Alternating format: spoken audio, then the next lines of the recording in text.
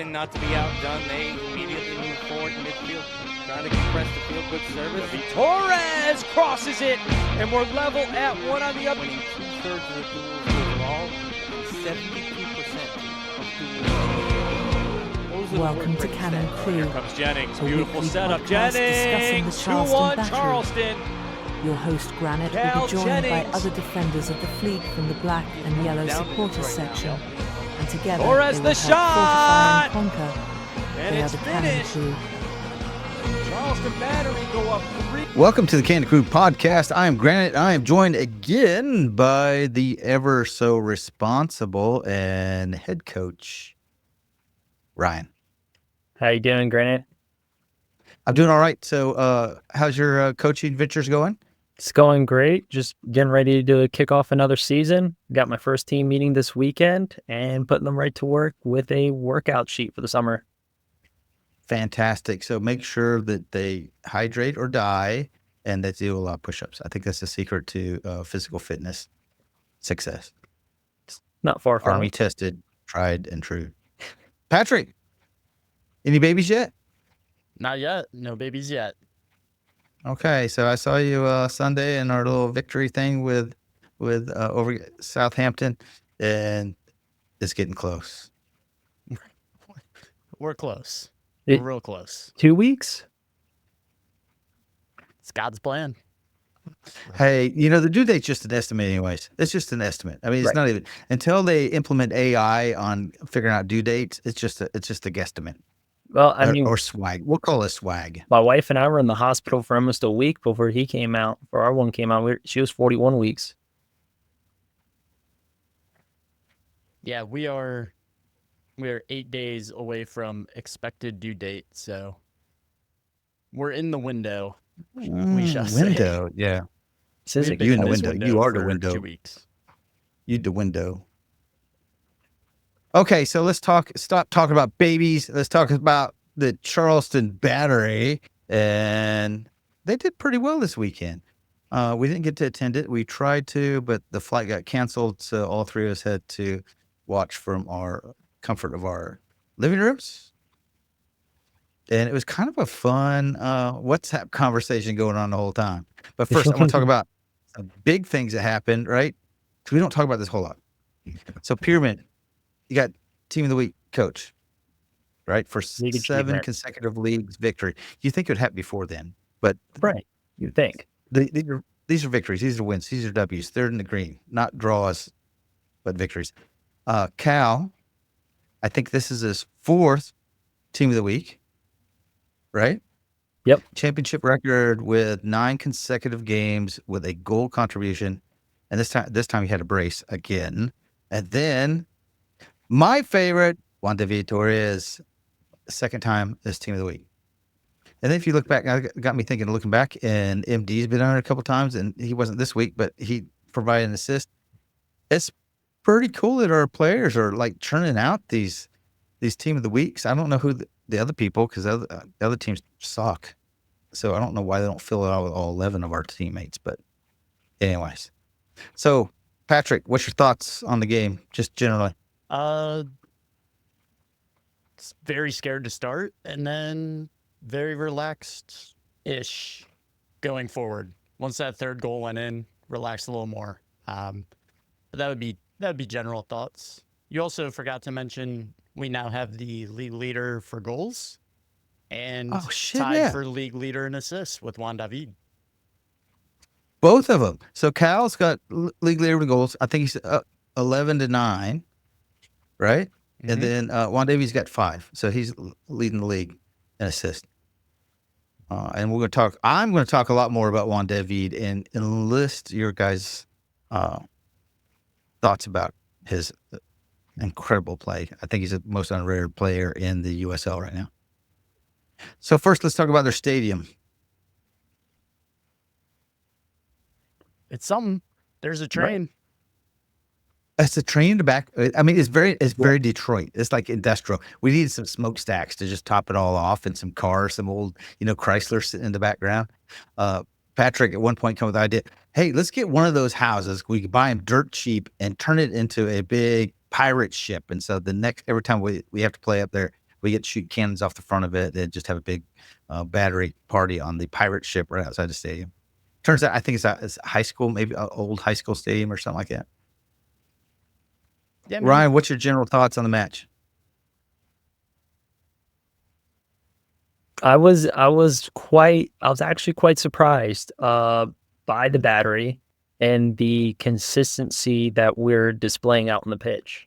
I'm all for it. I can't believe the work ethic, the attitude, and the response by our players. It's absolutely extraordinary and fantastic to have not only early in the season, but after suffering those 2 losses in the first month, and then to rebound and go 7 straight. I mean, we started 0-2, right? We did, yeah.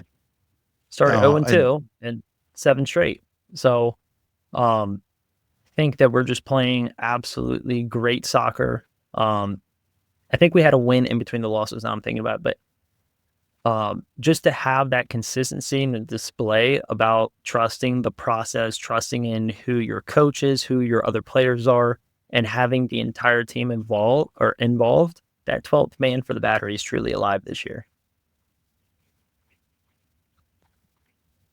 That 12th man snuck up to Detroit and did a little there on their numbers. So they were 5th, right, in the standings.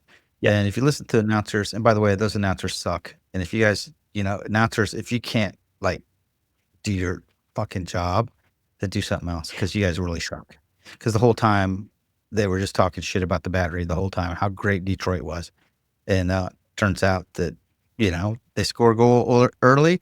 I think it was the reason why Coach Pierman was coach of the week or coach of the week on the team, because I think he planned that. I think we said we let Chapman, former player, put in a goal, and then a couple minutes later, we equalize. Yeah, so let's talk about the first for goal. Sure, that was the plan. Let's let Chapman get that goal. Just giving those Detroit people the smiles and the grins and the smirks on their faces, and then ripping it away from them, and then beating them with it later on. That's priceless. That is priceless. They beat us in the first 2 minutes of the game, and they definitely beat our 12th man in smoke bombs. I'll say that. You're talking about the Chrysler factory and just getting the smokestacks. I would hate to be in that stadium. It's just everyone, they're zooming in on people, and it's just face masks, scarves, trying to breathe. It looked like COVID years out there. Everyone's just covered Well, that's because up. it's cold as shit up there. It's cold as shit up there, But There's also they did. flares going off in their face. But their flares were color coordinated. I thought that was pretty cool. So let's talk about their first goal. So what, Ryan? I want to ask you as a keeper. Yeah. When you're a keeper and a cross comes in or a corner comes in, what's the decision point to come out and punch it away or stay in the box? So here's the hard part. It's that if the player's coming down the side and he hits the baseline, or it comes inside that 6-yard box to the baseline and he hits it across, it's almost a guarantee that the keeper has to play the ball and has to go for it. Things that players have started to master, though, is that if they're coming on the left side, is using your left foot to do an outer curl. So it goes towards the goal, but then curls outside of the 6 away from the keeper. So then it's a free header. That's called a fool's ball. The reason that it's usually called that, or keepers kind of name it that, is because it tricks you into going for it, biting on it, and you're not going to get to it. That's similar to what happened here. Other than that, though, I think the keeper definitely could have been able to punch it away, and he just mistimed his jump.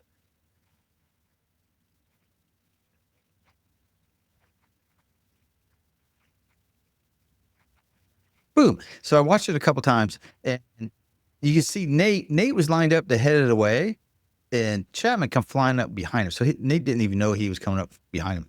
Arturo was on Jay's back, but it seemed like, I don't know. I'm not a keeper. I try to watch it to see what decision making is going on in the keeper's head. So I don't know if he just saw it and didn't see Chapman coming and going like, okay, we've got this covered. I don't know. Is that's as a keeper, the idea that you would want to have the ideal position you'd want to have your defenders in is having their backs kind of catty cornered, so they're almost facing their own sideline with their chest open, so that way they can have that peripheral vision to look over their shoulder and see. And that since Nate was so squared off to where the ball was and his body was literally, he was focused on the ball, there was that miscommunication right out the bat in the first 2 minutes of, hey, Chapman's coming in behind you. There was none of that communication. All eyes were on the ball to start. So I felt like that lack of urgency, communication from the start, missing that and then conceding early just fired these boys up. So we gave them false hope and then come back a couple minutes later. Patrick, talk us through the goal that we scored. It was awesome. It was a great response. This is a play that if you watch it back, the ball goes out of bounds and you can see maybe two players want to kind of take it slow, but Juan David is like, give me the ball, give me the ball, give me the ball, receives the ball quickly. The defense is not set, makes a great ball through, and we're in for a shot on goal, and it goes in. So it's like that urgency the boys are just playing with right after giving up that goal is what you want to see from your team, and this time it works. And I think that really boosted the boys to give them confidence to keep going and get a couple more, because one thing Detroit did that I was scared of was take a lot of shots and get a lot of open looks that they just flat out miss. So, yeah, I don't know if we didn't get a goal that quickly, if it would be the same outcome, but that urgency definitely played a huge part. Mm-hmm. So a lot of times we talk about scoring that first goal because it sets you up, makes the other team maybe come off their game plan a little bit. And maybe that goal was too early for them, or maybe we're just that good. Juan David was on fire. He's always on fire, but this was great exposition of him, moving the ball around, being in the right place, and seeing the field in front of him, and just everybody being in the right place. And it happened quickly. Now, the rest of the first half, we were shit. But at that moment, that just put us back at level footing and just helped out so much. I mean, yeah, you're giving the guy with the hot hand, so to say, getting the ball at his feet, and I think he went near post on that and just beat the keeper, just flat out smashed it. So, I mean, it was a tricky angle, but 1v1, the confidence is there. That's why he's leading the league in goals. And you also got to look at it like this too. I kind of mentioned a little bit about this in the last season when we were going through it, but it makes sense, right? For Pierman at the beginning of the season to look at what points we dropped, right? So if you look at both times we played Detroit last year, we lost 2-0, we tied 2-2. So we lost 5 points against them. We only gained 1 point. This year, those games are like this Detroit game in Detroit had stars all around it, circled in 6 different colors and highlighted through. This was that important, and you could just see it on these players' faces. That urgency, like Pat, we both said the urgency was there, but it was consistent throughout the entire game. That they wanted to just stomp on them. And especially after that goal. Like, we wasted 0 time making sure that they were not ahead. Yeah, I mean, that goal by Cal really kind of set the tone, but then the second goal that we see right before half by Cal again is it's my goal this season. I don't have to see another one. This is what you're taught as a kid, how you play as a team, how you move the ball up a field and just pick apart any defense on the planet with that. And it shows. It's beautiful. Oh, I love that from you. Love that. Well, it showed the build up of the play. Even though I don't think we were the strongest in the first half, it showed that we were the tenacity and staying with it, and putting the ball forward. And still, even though we were making some shit passes and everything else in the first half, it showed how well we keep going and how strong the team is, because we just don't give up now. Yeah, You don't see that now. That second goal showed how diverse we are as a team. Like, we don't just have to long ball it like most teams. We don't have to just stick to wing play. we don't have to slow build up. We can play a quick tiki-taka if we really need to and move the ball fast and just open teams up. I mean, I don't know what you guys saw that goal, but that's my favorite. That's up there with the Juan David half-field shot. Like, So the amazing thing, so Juan David he gets up the half line, right? And he cuts through several players with his passing. And it seems like midfielders that have that ability to really put some weight behind the ball and direct it through that midfield just set us up. And MD got the assist on this one, if I remember correctly. And his one touch to Cal off that ball, it was just fantastic. And then Cal he took it, and I was like, oh man, he's cutting down the angle, and he just put it away. I mean, he just fantastic shot. yeah, did he do the MD celebration on that one, or was that the first one where he did the His little first roll one. finger gun? Yeah, I think. Was it the first one? I can't remember which one it was. I can't remember which one it was either. I think it's the He second did one. I know think he that. did the I roll. was loving Period. it. The first one, it was the one David, Google's the goggle things. So we'll have to figure out where that's coming from. But yeah, so and it's fun to see that excitement in the players when Cal's been scoring goals a lot, but still to see him so excited about scoring goals and everybody coming over to give a high five to all the players that are involved with it, I think is incredible. It's a testament to the team, how they're playing together.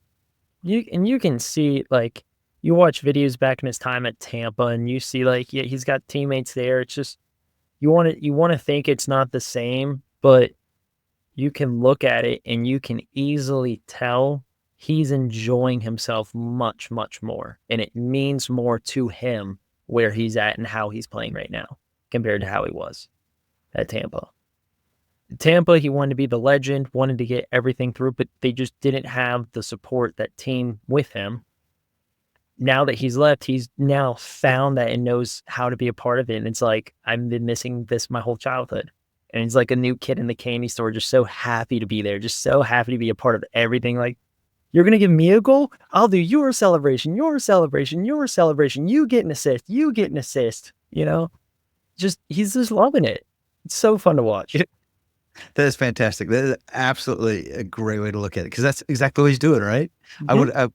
You help me out, I want to do your celebration. You help me out, I want to give you your celebration. And I love the synergy that's going on because they went up there, the concrete pitch that maybe had some crazy lines on it that I was complaining about the whole time because I don't think the laws of the game allow what kind of pitch they're playing on. Because I don't think that white touch line that at one point, Nate went to do a throw in, and obviously he thought the kind of erased line was the throw in, the touch line, and then they backed him up. And then if you look at the penalty spots, oh my God, they're not spots. Those are penalty dashes. I don't think I don't see anywhere in the laws of the game that allows that, but maybe I'm wrong. But anyways, for our players to go up there, because we often talk about turf versus grass and that transition for us, and we were just on it. In the second half, we were just rocking and rolling at that point. Yeah, I mean, turf usually throws us off our game 100%. And like you said in our group chat, we were just going off of like, is this going to be another game that we just can't figure it out on turf? But that first goal, that quick response kind of put that to bed. And then we watched the passes were still off. So we still watched a game where the passes, I don't know if they seem like the turf's going to take it in a few yards in a different direction, but they were just either behind or like way off. So eventually they got together. But yeah, I'll just say I'm never talking about defenders again on this podcast if it's just going to turn into goals in a minute and 30 seconds into the game against us. No more hype. No more hype. I swear it was the plan.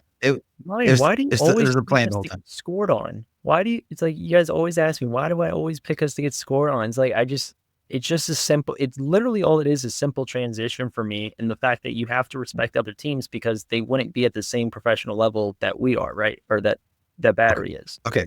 I'm going to say this to you. That's just coming from a Wolves fan. Always respecting everyone else. And this wasn't No, their goal wasn't a the trophy y'all transition. won It was this year. it was a set piece. It was a set piece. So it has nothing to do with your theory. How many? Oh, I want to trophies throw did out we win one this thing. year? Say again. How many trophies did Arsenal win this year? Same as Wolves? No, we got a Champions League trophy. Oh, No, yeah, I wanna- women's. I want to. Well, you said Arsenal. You don't respect women's sports there, Ryan? Come on. Hey, at least I'll be fair to this though. At least Arsenal is fair and loves their women's team because Wolves didn't even allow their women's team to be promoted into the top flight for women's team this year, like for the women's prem this year. Yeah. They're like, Well, we you don't gotta- want to pay for you guys to get promoted or apply for you guys to be promoted. I think we gotta wait for. All right, his headphones are back on. He can't talk, but we Was- are going to move on was- to Brad's favorite segment of the night. Wait. So while I was away, was he talking about how the Wolves are when we meet them in Championship League group stage next year that they're going to beat us? No, he said Wolves are so poor they can't afford to have their women play. Yeah, we couldn't afford. We didn't want to afford. We couldn't afford and didn't want to pay for our women's team to be promoted. Like we didn't want to apply for it either. Like they won the league and everything. They're about to get promoted, and we just didn't want to promote them. Well, that's very sexist. I think I'd pick another team. Yeah. Pretty bad. Did you mention Arsenal women won Champions League? Treble. Yeah. Might have. Okay. I don't know. So let's go back to something not as much fun, but really well. cool. And so we were talking trash on our little WhatsApp group, and then halftime came, and then there was talk about they got a really cool beer commercial. Pastor, you pointed that out. It was pretty cool. I think it was a Stroh's commercial. It was. It was It had all terrible the beer, Detroit but- fans. Terrible Yeah. beer, but a great commercial. Yeah. Maybe the battery should learn from that. I don't know. I mean, it's cool. It's cool to see a little fan engagement, get them into a commercial that's just going to be shown during your matches on probably what they thought was their local TV. But obviously, ESPN doesn't know how to figure out geography, so we get theirs. But it was cool. I mean, it's fun to see it. You want to see your club do stuff with the fans, get them more involved, and I think everyone in the championship can learn from this. I mean, it's just something that kind of builds your fan base, builds your interest level, everything. Yeah. So cheers to the local breweries that brew beer for us fans to drink while we're watching. All right, after you finish that, you gotta go get on a special hat for the moment we've For all what? been Oh. waiting for. Hang on. This is where we need a little bit of Colombian music as we wait. Maybe some Jägermeister too while we wait. Okay, I'm listening. Go ahead. Now, I believe Rodriguez was trying to just get thrown on the ground for a penalty, but instead he passed the ball to a certain someone who scored. Someone. And what a fucking goal it was, right? He's chilling out there, doing his thing. Here, let me get an assist and a fucking awesome goal. Ryan, jump in on it anytime. I mean, it was absolutely beautiful. Deserves every bit of it, and it's nothing short of what he's already shown that he is able to do with his abilities and his skill set. Yeah, we're gonna be seeing this stuff all year long, and it's only going to get better. And it's like I've said, he finds himself, he doesn't find himself, he works himself into fantastic positions where he is just in space. He's in the right place, right time. He's been doing it all season. I think it's only get better and better and better. If not, what teams will start doing is double teaming him, and it's going to pull people off from other players. Which makes no sense because then you have the Golden Boot runner up front. You're going to double mark him. You double mark those two guys alone. I mean, then you got MD free. I mean, you're going to have people free then taking shots from outside the box because we all know that USL loves taking shots from our flag. Whoops. Damn, we sound about the right. That's fantastic. So anyways, while we wait on Ryan to return to quell his beast, so the second half was much better than the first half. I think we controlled the ball, and it also Detroit's getting beat down at this point, but we were more in control of the situation, and possession was ours. Even though if you look at the stats, possession throughout the game was pretty even compared to what we normally do. But I think we did much better in the second half to control the game. What do you think? Yeah, I mean, it's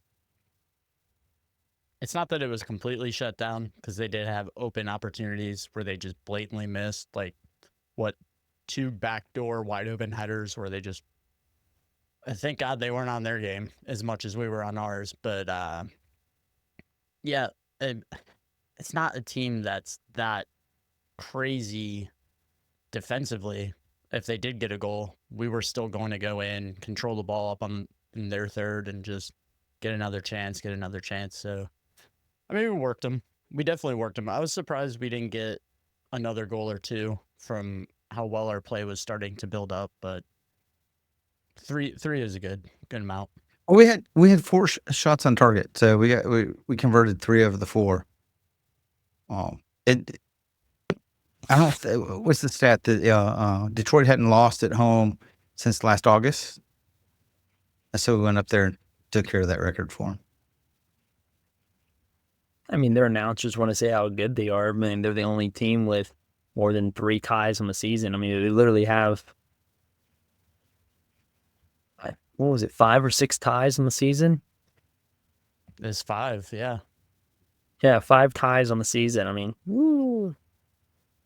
You guys know how to So now you're getting me fired up about the announcers again, because they're shit. If you're going to talk great things about a shit team, Just trying to rally you up a little bit. This is fun. I know.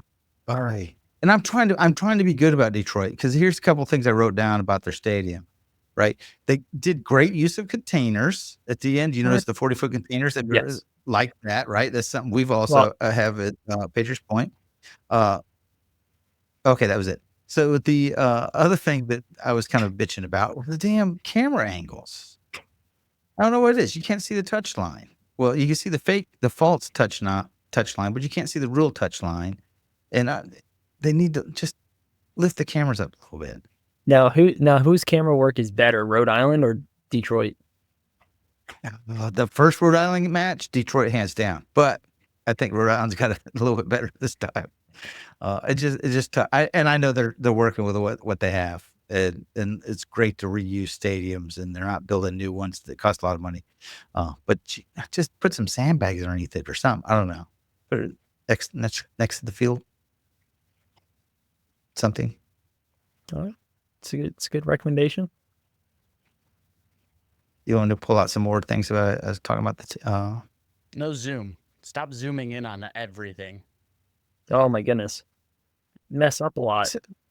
Do they have a button that just says zoom, and then all of a sudden it's in somebody's face? Like, we got to zoom. That's what it seemed on like, right? when the ball's still being played, or like a dangerous attack, and someone passes it, and they're like, "No, you already zoomed in. We got to see that guy. We got to see him." Okay. Ryan, you work on the Zoom thing. So let's quickly talk about my favorite subject right now. Can we see it? Jägermeister Cup. Right, this little cup. Jägermeister. So that's our next match on Saturday, and it is at home, and it's against G-Ville. G-Vegas, the Triumph. Greenville Triumph. Yeah, first home game for us too in Jägermeister. So we've already played one and we lost, unfortunately. But what do you think? You think we can easily win this one back at home? Fans in front of it? I think it's gonna be a good match. I'm gonna be surprised if Christian's not starting in goal, if CG's not starting in goal. I think he has done right in training and done right in the field, being that positive extra keeper, and I believe that he's should be earning his minutes, and this is a game where he can show why he has made this move to the Battery, why the Battery went out and seeked him and brought him into this team and this culture. And I think that he has everything, all the means to take us above and to victory on Saturday. And if he is playing, I'm going with a shutout.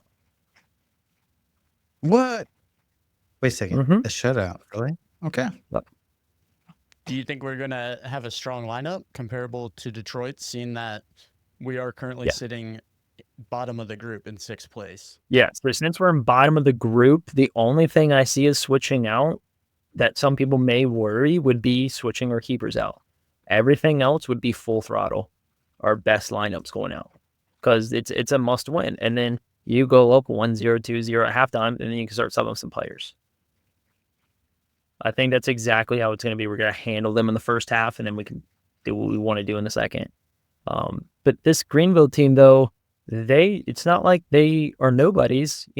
They got some people on their team now who may or may not be just on loan sent to the club to help them for certain tournaments like this. I Really? believe Soto, didn't we? Yeah. We gave them, so we loaned Soto to Greenville. Now, I'm not sure if Soto's allowed to play against us since we still technically own Soto. Not sure if he's allowed to play, but if he is, that's another familiar face.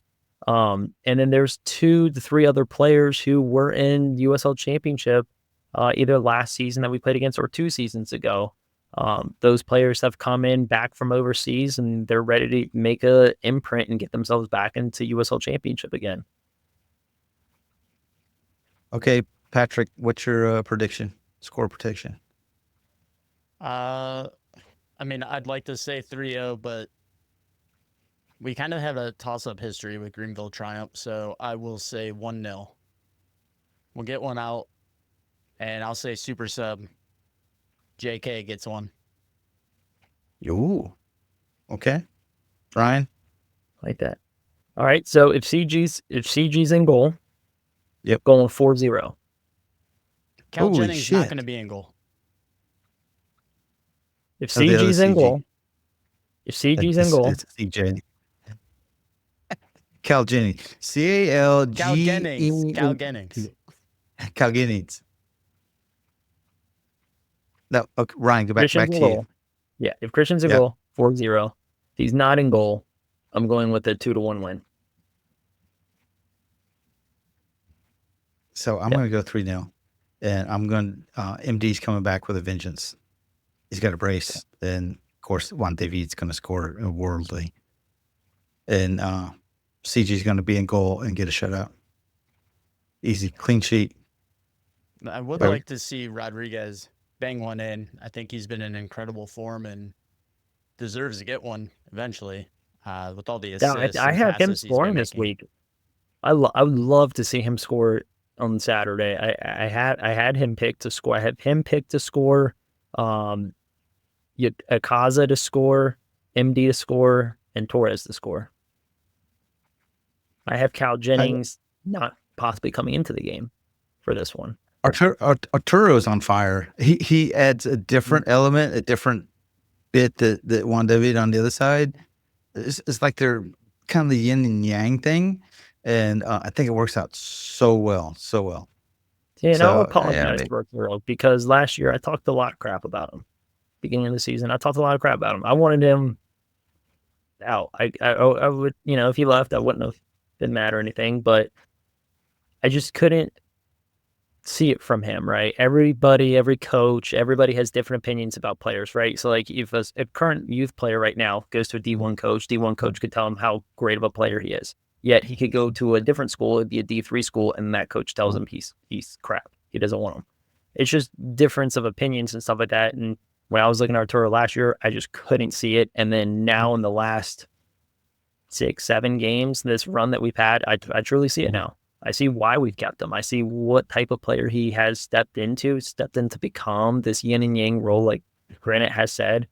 And he is on fire, and he's absolutely making this extraordinary jump from where he was last year in my eyes. And I think it was there. He has more time. He has more minutes. He has more exposure. I think it was always there. Now, like I said, he's just got more time. He's got time out there on the pitch, and he doesn't necessarily have to fear for his position because he's playing so well, and it just adds to that confidence. Yeah. Okay, kickoff is at 6. Patriots Believe Point. so. Yes, 6 o'clock, Patriots Point.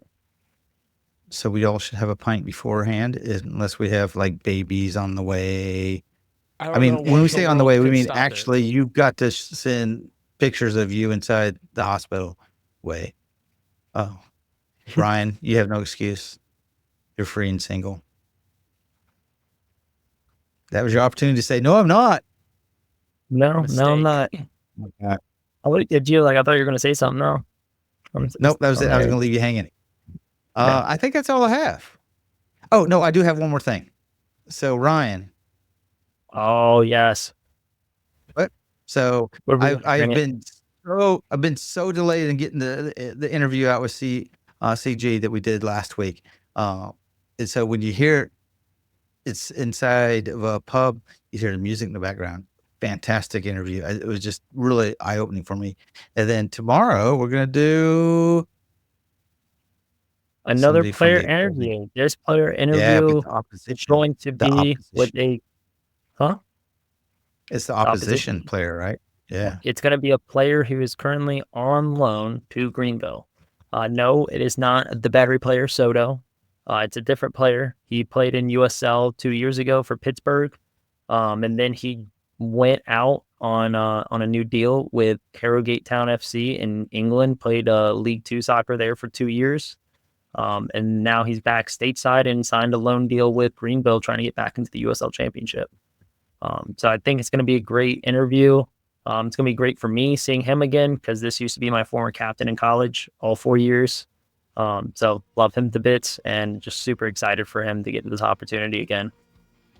Free beer That's for really cool. Ryan for whoever comes up to him and tells him the name of the player.